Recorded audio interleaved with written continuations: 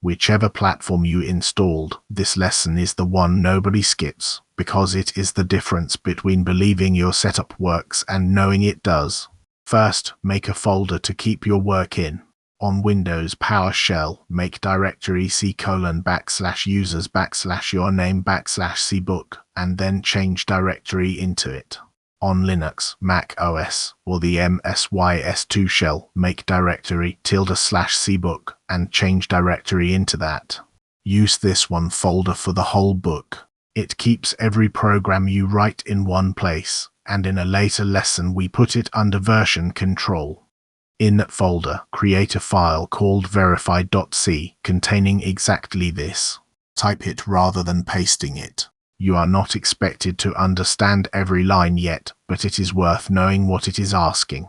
It prints the C standard your compiler is actually using, then the size in bytes of an int, a long, and a pointer, then the largest value an int can hold.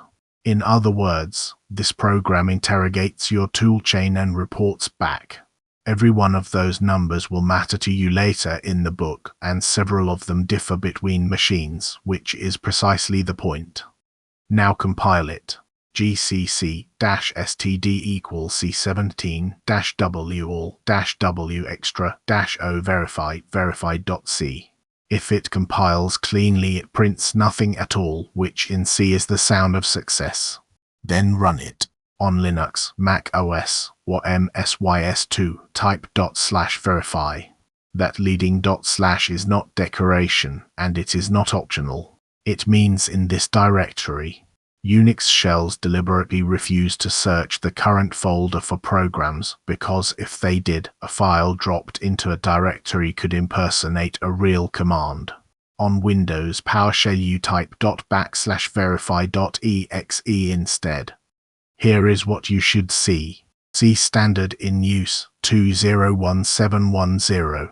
That number is how C17 identifies itself. Year 2017, month 10. Size of int 4 bytes. Size of a pointer 8 bytes on any modern machine. And int max 2,147,000,000 and change, which is the largest value a 32-bit signed integer can hold. Do not worry if your numbers differ. Size of long in particular is 4 bytes on Windows and 8 on Linux and Mac OS, and both are perfectly legal C. That difference is a real portability trap, and Chapter 5 explains exactly why it exists. If you saw that final line, your environment is complete. And if it did not work, here are the 5 failures that account for nearly all of them. gcc command not found means the compiler is not installed or not on your path. And on Windows it usually means you are typing into a terminal that was open before you changed the path. Open a new one. No such file or directory. Naming verify.c means you are in the wrong folder, not that the file is missing. Type pwd to see where you actually are. /verify failing on Windows just means the wrong prefix. Use /verify.exe. If your editor saved the file as verify.c.txt, that is Notepad silently appending an extension.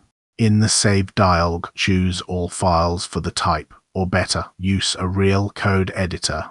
And undefined reference to main means the file is empty, or main is misspelled. It is main, lowercase. Get any of those fixed, and you are ready for Chapter 3.